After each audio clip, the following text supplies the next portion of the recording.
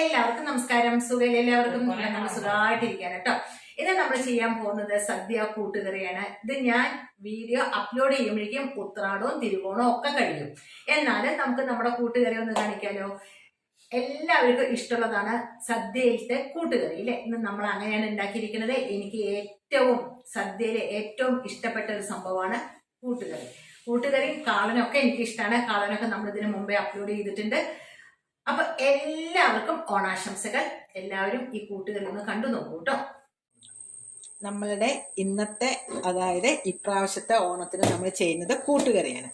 എനിക്ക് ഏറ്റവും ഇഷ്ടമുള്ള സദ്യകളിൽ വെച്ച് ഏറ്റവും ഇഷ്ടമുള്ളതാണ് കൂട്ടുകറി. ഞാൻ ഇത് എൻ്റെ കുട്ടികളൊക്കെ ചെറുതാകുമ്പോൾ ഇടയ്ക്കിടയ്ക്ക് ഉണ്ടാക്കുമായിരുന്നു. കാരണം കുട്ടികൾക്ക് ഇത് ഭയങ്കര ഇഷ്ടമാണ്. പിന്നെ കുട്ടികളൊക്കെ വലുതായി പല സ്ഥലത്തായപ്പോൾ ഇത് ഉണ്ടാക്കൽ സത്യം പറഞ്ഞാൽ അങ്ങോട്ട് നിർത്തി വെച്ചതാണ്. ഇപ്പോൾ ഇത് നമ്മളുടെ ഓണത്തിന് ഞാൻ ഉണ്ടാക്കുകയാണ്. തേനയും കായും നമ്മൾ ഒന്ന് ഉപ്പും മഞ്ഞൾപ്പൊടി ഇട്ടിട്ട് കുറച്ച് വെള്ളത്തിൽ വേവിച്ചെടുക്കണം കേട്ടോ. പിന്നെ നമ്മുടെ സദ്യയുടെ കൂട്ടുകറി എന്ന് പറയുമ്പോൾ അതിലേക്ക് പ്രധാനപ്പെട്ട ഒരു കാര്യമാണ് കടല. ഈ കടല ഞാൻ ആദ്യമേ കുതിർത്തി വെള്ളമൊഴിച്ച് കുക്കറിൽ വേവിച്ചിട്ടുണ്ട് കേട്ടോ. ഇതിൽ ഞാൻ കുറച്ച് ഉപ്പ് ഇട്ടിട്ടുണ്ട്. നല്ലോണം വെന്തിട്ടുണ്ട് കേട്ടോ. ഇതിനെ അല്ലാതെ നമുക്ക് കടല പരിപ്പ് കൊണ്ടും നമുക്ക് ഉണ്ടാക്കാം കേട്ടോ. അപ്പം ഇത് കുറച്ച് വെള്ളം ഒഴിച്ചിട്ട് വേവിച്ചെടുക്കാം കേട്ടോ. ഒരുപാട് വെള്ളമൊന്നും വേണ്ട, അറിയാമല്ലോ ഇതിൻ്റെ പാകം എല്ലാവർക്കും അറിയാം. ചില ചേന കുറച്ച് വേവാൻ പ്രയാസം വരും. അപ്പോൾ കുറച്ചും കൂടി വെള്ളം ഒഴിച്ചിട്ട് അത് അപ്പോൾ ചുടുവെള്ളം ഒഴിച്ചു കൊടുക്കണേ. അപ്പോൾ ചുടുവെള്ളം ഒഴിച്ചിട്ട് ഒന്നും കൂടി അത് വേവിച്ചെടുക്കുക. ഇത്രയേ ഉള്ളൂ ഇതിൻ്റെ കാര്യം. ഇത് വെന്ത് കഴിഞ്ഞിട്ട് നമുക്ക് ഈ കടലയിൽ കൂടി ചേർക്കണം. അതിന് മഞ്ഞൾപ്പൊടി, കുറച്ച് ഉപ്പ്. കടലയിൽ ഞാൻ കുറച്ച് ഉപ്പിട്ടിട്ടുണ്ട്. വളരെ എളുപ്പമാണ്. ഇനി നമുക്ക് ആ തേങ്ങ വറുത്തെടുക്കലാണ് ഇതിൽ മെയിൻ സംഭവം. തേങ്ങ നല്ല പോലെ വറുത്ത് ചോക്കനെ വറുത്തിട്ട് ഇതിലേക്ക് ഇടണം. അതാണ് അതിൻ്റെ ടേസ്റ്റും. അത് നമുക്ക് ചെയ്യാം. ഇതാദ്യം വേവട്ടെ കേട്ടോ. കടല ഞാൻ വേവിച്ച് വെച്ചിട്ടുണ്ട്. ഇനി നമുക്കിതിൻ്റെ അരപ്പ് തയ്യാറാക്കണം. വേവണം. അപ്പോൾ നമുക്ക് ഈ കടലയും കൂടിയിട്ട് അതിലേക്ക് ഇട്ട് കൊടുക്കാം. നമ്മൾ വേവിച്ച് വെച്ച കടലയുണ്ടല്ലോ, അതും കൂടി ഇതിലേക്ക് ഇട്ട് കൊടുക്കാം. ഇതിലേക്ക് കുറച്ച് മുളക് പൊടി ഇട്ട് കൊടുക്കാം. ഇതിലേക്ക് കുറച്ച് മുളക് പൊടി ഇട്ട് എരിവിന് ആവശ്യമുള്ള മുളക് പൊടി ഇട്ട് കൊടുക്കാം കേട്ടോ. ഇത് ശരിക്കും എരിവല്ല, ഒരു മധുരമല്ലേ ഈ കൂട്ടുകറി എന്ന് പറയുമ്പോൾ. അങ്ങോട്ട് വെന്ത് വരട്ടെ കേട്ടോ. നമുക്കിത് അടച്ച് വെക്കാം. അപ്പോഴേക്കും നമുക്ക് നമ്മുടെ അരപ്പ് ശരിയാക്കി വെക്കാം. ഞാൻ ഇതാ കുറച്ച് തേങ്ങ എടുത്ത് വെച്ചിട്ടുണ്ട് അരയ്ക്കാനായിട്ടുള്ളത്, അരപ്പിന് വേണ്ടിയിട്ട്. പിന്നെ നമുക്ക് ഈ തേങ്ങ വറുത്തിടാൻ വേണ്ടിയിട്ടാണ്. ഇതിലേക്ക് ഇങ്ങനെ എന്താ പറയുക, കഷ്ണം കഷ്ണമായിട്ട് വീഴണ തേങ്ങ ഉണ്ടാവുമല്ലോ, അങ്ങനെ പാടില്ല കേട്ടോ. ശരിക്കും ചിരകിയ തേങ്ങ തന്നെ വേണം കേട്ടോ.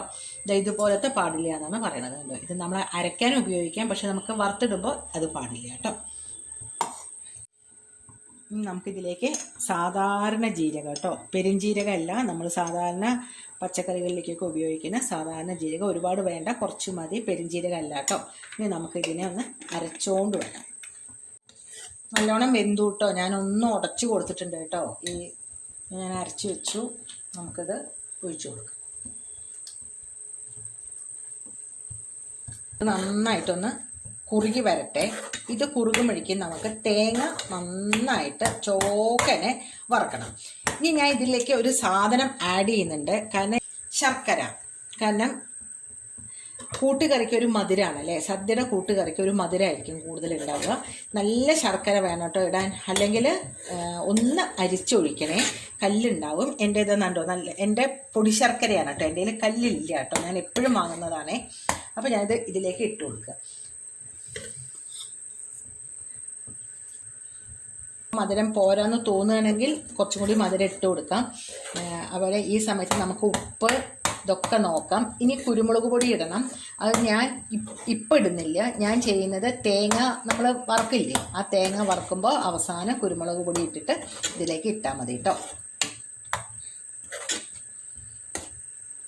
ഇതിൽ ശരിക്കും കൂട്ടുകറി എന്ന് പറയുമ്പോൾ തന്നെ എരിവ്, മധുരം, ഉപ്പ് ഒക്കെ ഉണ്ടാവും നല്ലപോലെ അല്ലേ. കുറുകി വരട്ടെ കേട്ടോ. നമുക്കത് അടച്ചു വെക്കാം. നന്നായിട്ടൊന്ന് കുറുകി വരട്ടെ. ആ സമയം കൊണ്ട് നമുക്ക് തേങ്ങ നന്നായിട്ട് വറുത്തെടുക്കണം.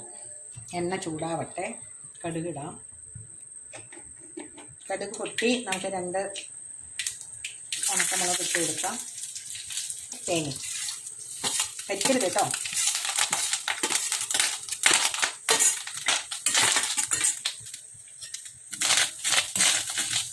ഇനി കഴിക്കാതെ കയ്യെ എടുക്കാതെ ഒന്ന് വറുത്ത് കൊടുക്കണം. വേപ്പില ഇട്ട് കൊടുക്കാം.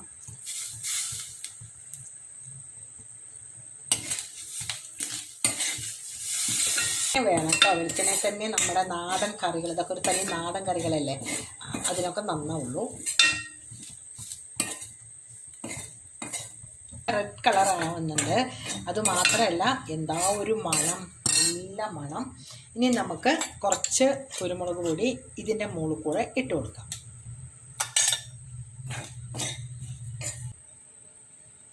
കൈ പൊള്ളൂലോ വിചാരിച്ചിട്ടാട്ടോ എങ്ങനെ എടുക്കുന്നത്.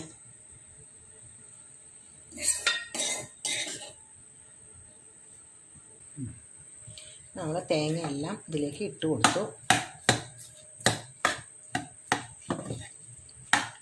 നല്ല കടലയും കായയും ചേനയും ഒക്കെ നല്ല ഡ്രൈ ആയിട്ട് വന്നിട്ടുണ്ട്. അപ്പോൾ അതിലേക്കാണ് നമ്മൾ തേങ്ങ വറുത്തത് ഇട്ടിരിക്കുന്നത്. ഇത് നന്നായിട്ടൊന്ന് യോജിപ്പിച്ച് കൊടുക്കണം.